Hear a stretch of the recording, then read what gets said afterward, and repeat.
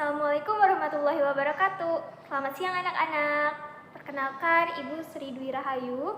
Di sini Ibu akan menjelaskan materi mengenai mekanisme pendengaran pada manusia dan hewan. Nah, untuk lebih jelasnya kita simak videonya ya. Bunyi yang terdengar oleh telinga kita memerlukan medium. Jadi, mungkinkah kita dapat mendengar di ruang hampa udara? Tentu saja tidak. Bunyi memerlukan medium untuk merambat. Apakah di telinga terdapat medium untuk merambatkan bunyi? Maha besar Allah yang telah menciptakan makhluknya dengan begitu sempurna. Lalu bagaimanakah proses mendengar pada manusia dan beberapa jenis hewan? Untuk mengetahui jawabannya, ayo kita belajar IPA bersama, mekanisme pendengaran manusia. Proses mendengar pada manusia melalui beberapa tahap. Tahap tersebut diawali dari lubang telinga yang menerima gelombang dari sumber suara. Gelombang suara yang masuk ke dalam lubang telinga akan menggetarkan gendang telinga atau yang disebut dengan membran timpani. Getaran membran timpani ditransmisikan melintasi telinga tengah melalui 3 tulang kecil yang terdiri dari tulang martil, landasan, dan sanggurdi. Telinga tengah dihubungkan ke faring oleh tabung eustasius.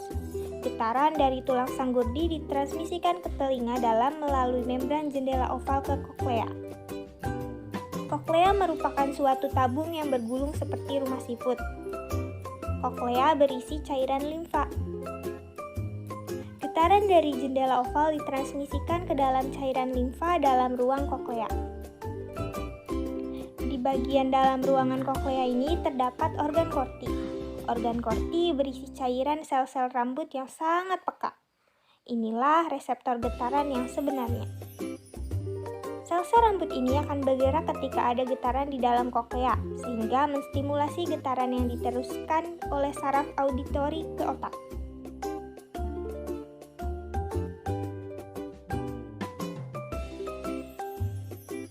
Pendengaran pada hewan. Pernahkah kamu melihat anjing menggerakkan telinganya? Anjing sering menggerakkan telinga ketika melakukan pelacakan atau berburu. Beberapa mamalia akan menggunakan daun telinga untuk memfokuskan suara yang diterimanya. Sistem ini disebut dengan sistem sonar, yaitu sistem yang digunakan untuk mendeteksi tempat dalam melakukan pergerakan dengan deteksi suara frekuensi tinggi atau ultrasonik. Sonar atau sound navigation and ringing ini merupakan suatu metode penggunaan gelombang ultrasonik untuk menaksir ukuran, bentuk, letak, dan kedalaman benda-benda. Pendengaran pada kelelawar. Kelelawar dapat mengeluarkan dan menerima gelombang ultrasonik dengan frekuensi di atas 20.000 Hz pada saat ia terbang. Gelombang yang dikeluarkan akan dipantulkan kembali oleh objek yang akan dilewatinya dan diterima oleh receiver atau penerima yang berada di tubuh kelelawar. Kemampuan kelelawar untuk menentukan lokasi ini disebut dengan ekolokasi.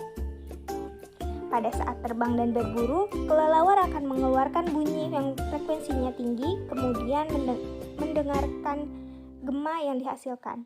Pada saat kelelawar mendengarkan gema, kelelawar hanya akan terfokus pada suara yang dipancarkannya sendiri.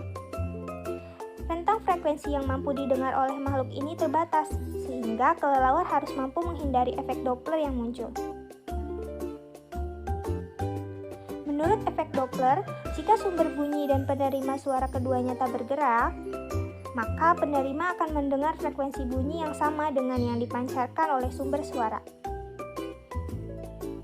Akan tetapi, jika salah satu dari sumber bunyi atau penerima suara tersebut bergerak, frekuensi yang diterima akan berbeda dengan yang dipancarkan.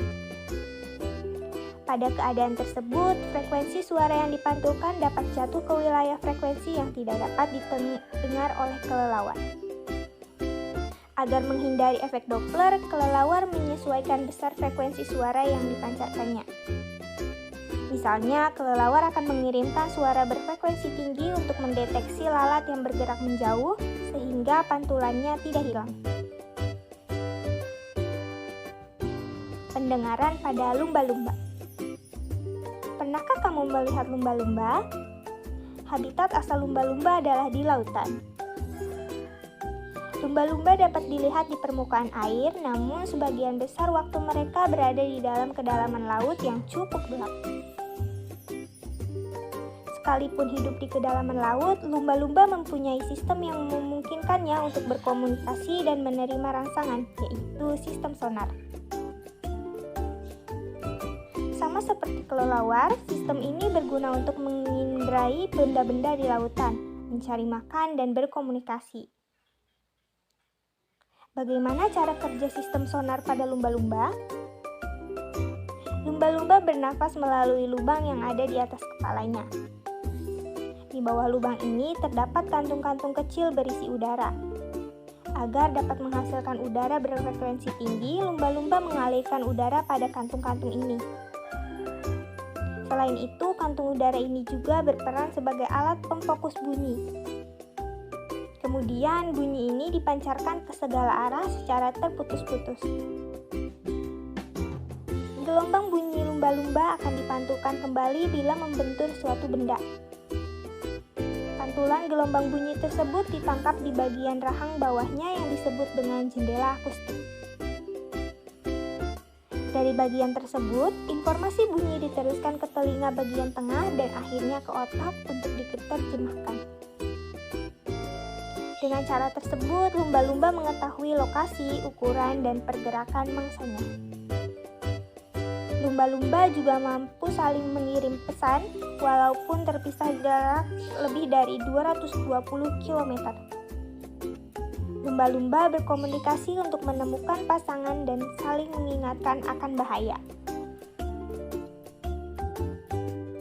Sekian dulu video pembelajaran kita hari ini. Semoga informasi dalam video ini bermanfaat. Selamat beraktivitas, patuhi protokol kesehatan, dan sampai jumpa lagi di minggu depan. Wassalamualaikum warahmatullahi wabarakatuh.